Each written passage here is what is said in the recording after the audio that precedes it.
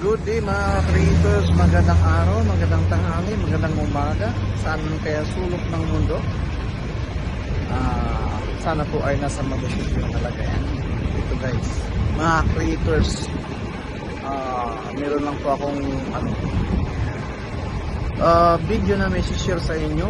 So gagawa ko ng libro para doon. Actually guys, napakatagal na tong video na to. Kaso lang, bilang respeto sa sa kaibigan ko, kasi gawa sa kaibigan ko nga nangyari ito.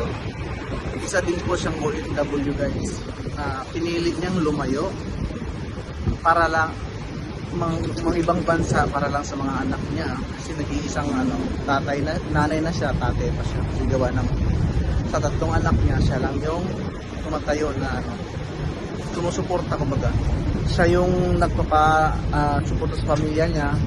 Iniwan niya yung anak niya sa tatay niya, at saka i-shortcut na lang natin yung guys, yung Facebook ko na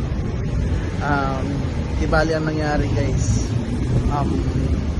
Siguro hindi sa Pilipinas, hindi yan, yung videos na yung i-share ko sa inyo ay parang trahedya, parang siya, yung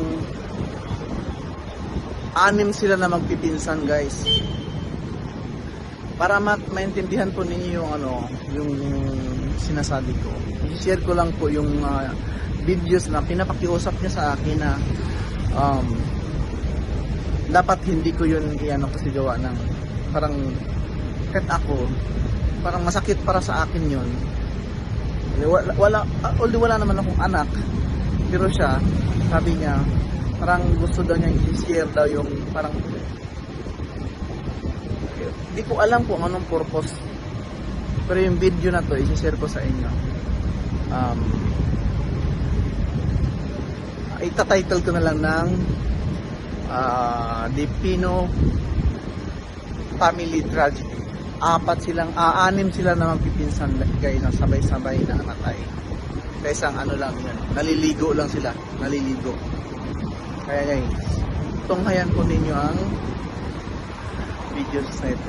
Sana po ay sa mga mapupulutan po ng aral, sa mga nanay. Alam ko naman na nagpakahirap tayo, papaano natin napakahirap kayo, papaano ninyo itataguyod yung mga anak ninyo, pero sa isang saglit lang nawala yung anak ninyo. At masakit pa dun para sa kaibigan ko, yung anak niya namatay ay dalagitan na po yun. Yun ang pinakamasakit na doon. Yun ang pinakamasaklap sa pangyayari. And guys, sige guys, panoorin natin